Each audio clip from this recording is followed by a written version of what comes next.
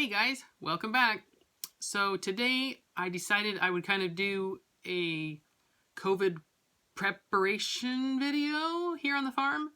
I kind of was out. It was a beautiful day, such a nice day for Washington, especially just like sunny and blue skies, and it made the whole, like self-quarantine, keep yourself at home rule a little bit easier to swallow.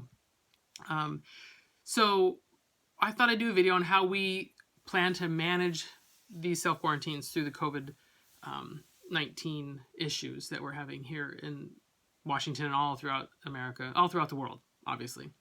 Our first priority here on our farm, for me at least, was to make sure that we had adequate supplies of animal food. I can't raise these animals, they depend on me, and if I don't have the food to feed them, we are way up a creek, right? So when I realized kind of how serious this was going to be, and rather than go and buy the toilet paper and all the things that I probably should have been buying, I was out buying, 400 plus pounds of poultry feed and 500 pounds of feed for the cow and the goats, grain for them.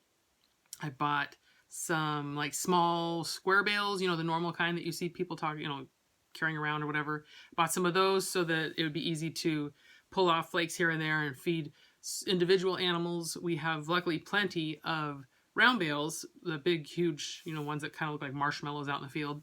We have quite a few of those to feed the beef cows and the dairy cow.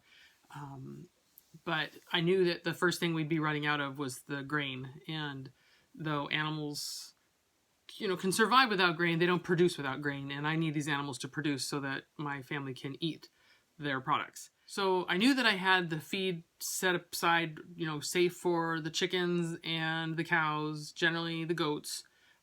The next thing I needed to think about was the pigs.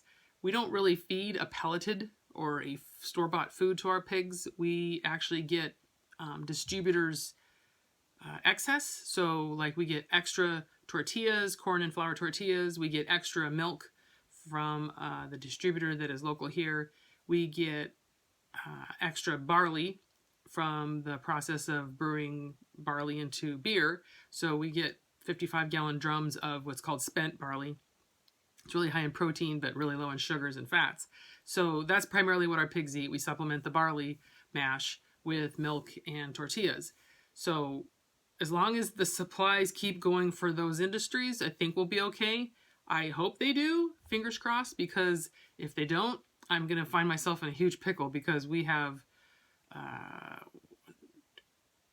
5 like adult-sized pigs, and one of them actually has a litter of piglets right now. And so it's important that everybody has the nutrition that they need to thrive and survive. The next thing on my list of priorities after I realized that I had my animals all set up and everybody was hopefully going to make it at least for the next 3 to 4 weeks was, of course, my family. Kind of important that they all survive this, hopefully too.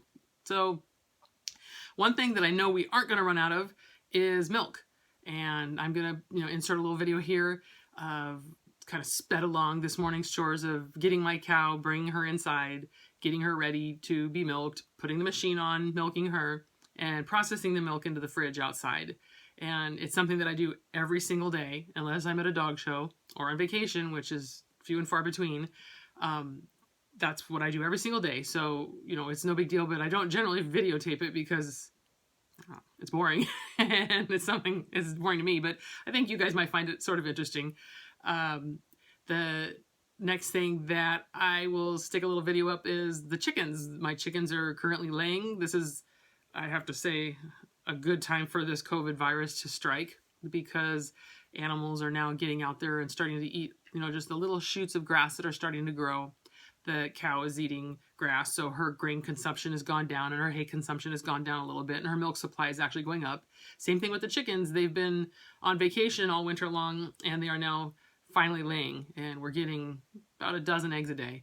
So in addition to the customers that I sell eggs to, we shouldn't run out of any eggs. I did go out and check my freezer and realized that I didn't do such a good job of preparing for us. We may not run out of eggs and milk, but we are definitely going to run out of lots of other things. However, we have plenty of meat in the freezer. We're a farm, so we have goat meat, beef, pork, chicken, turkey, things like that out there. So we'll have a high protein diet, but we may have like 0 vegetables, 0 fruits, no beans, and hardly any snack foods, because we don't really buy that much snack foods. But we'll make do, I'm sure. I don't think we're going to starve to death. One thing we need to make sure is that we don't run out of propane. So we'll need to make sure that our propane tank gets filled. It was filled not too long ago, but I would feel better if it were topped off here in the next couple weeks. That runs our generator, which I did a little video of our generator, which would of course run our entire farm. And it's important that the farm still have power to it, because of course the freezers, the dog food freezer, the people food freezer, the milk fridge, the egg fridge, and of course the house fridge, they all need to run on power. So if for whatever reason the power goes down, we can at least run a generator for some period of time to keep those things going.